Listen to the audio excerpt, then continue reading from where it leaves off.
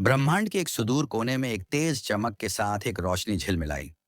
दूरी से वह रोशनी एक छोटी चमकती हुई रेखा जैसी प्रतीत होती थी, लेकिन पास जाने पर वह एक विशाल चकाचौंध करने वाला सुंदर महल था। महल के भीतर तीन विशाल सिंहासन खड़े थे, जो सभी खाली केंद्र की ओर मुख किए हुए थे। फिर भी ये भव्य सिंहासन भी उन विशालकाय अस्तित्वों की तुलना में फीके थे, जो उन पर विराजमान थे। वातावरण तीव्र ऊर्जा से खड़क रहा था, क्योंकि वे तीनों आकृतियां एक गर्मा गर्म बहस में उलझी हुई थीं। एक बिना चेहरे वाला, पूरी तरह से लाल रंग का पुरुष चिल्लाया, हमें इस छोटे से स्थान की रक्षा करते हुए और कितनी देर हो गई है। यह तो जैसे एक अनंत काल बीत गया हो। उसकी आवाज में आक्रोश और रक्त पिपासा साफ झलक रही थी। आदेश हैं कि हमें इस ब्रह्मांड की निगरानी करनी है, और हम उनका उल्लंघन नहीं कर सकते। यही हमारा भाग्य है, यहाँ सड़ते रहना, उन्हें बार बार वही गलतियां करते हुए देखना। दूसरे आकृति ने कहा। उसकी आवाज दुख से भारी थी। वह शुद्ध सफेद प्रकाश से बना था, इतना तीव्र कि सीधे देखा नहीं जा सकता था। तुम्हें क्या लगता है? दूसरी आकृति ने तीसरे की ओर मुड़कर पूछा, जो गहरे शून्य जैसे अंधकार से बना हुआ था। वह एक क्षण चुप रहा, विचारों में खोया। लो, फिर से शुरू हो गया। हमारे लिए और बोझ बना रहा है, लाल आकृति ने टिप्पणी की। नए आयामों का निर्माण हमें बाधित कर सकता है, लेकिन अगर वह ऐसा करना चाहता है तो हम कुछ नहीं कर सकते, सफेद आकृति ने उत्तर दिया। वह सही कह रहा था। तीसरे आकृति की एक अजीब आदत थी।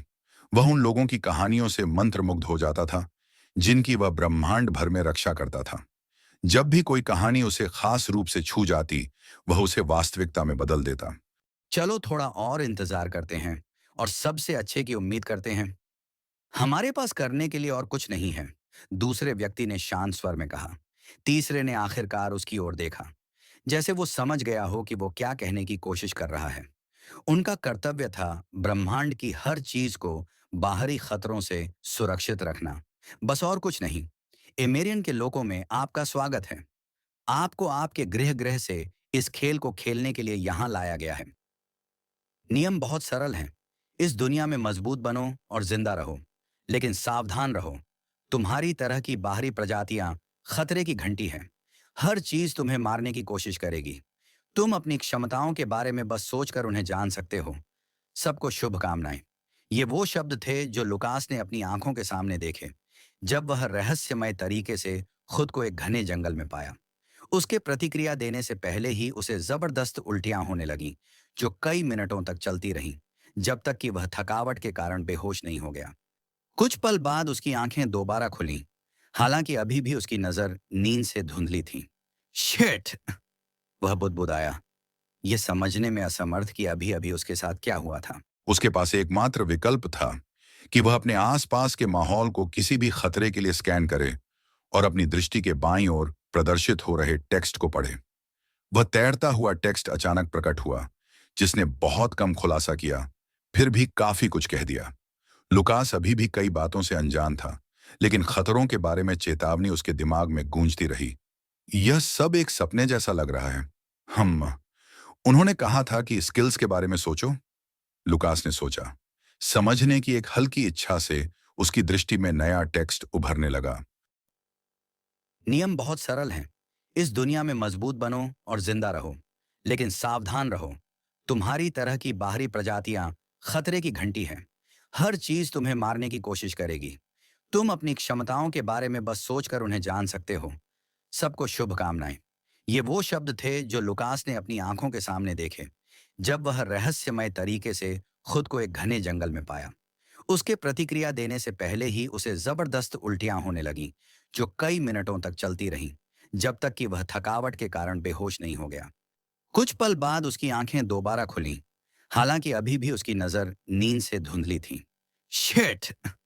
वह बुदबुदाया, ये समझने में असमर्थ कि अभी अभी उसके साथ क्या हुआ था। उसके पास एकमात्र विकल्प था कि वह अपने आसपास के माहौल को किसी भी खतरे के लिए स्कैन करे और अपनी दृष्टि के बाईं ओर प्रदर्शित हो रहे टेक्स्ट को पढ़े।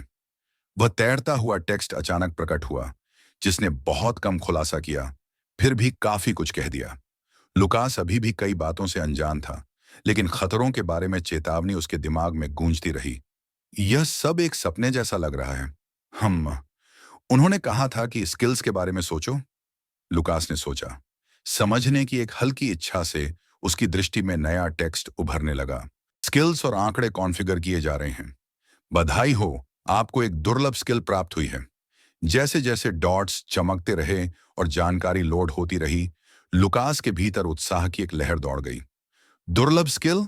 यह तो वाकई शानदार लगता है, लेकिन मैं अभी भी ज्यादा कुछ नहीं समझ पा रहा। मैं हूं कहां?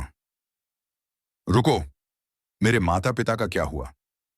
अचानक लुकास को अपनी स्थिति की सच्चाई का एहसास हुआ।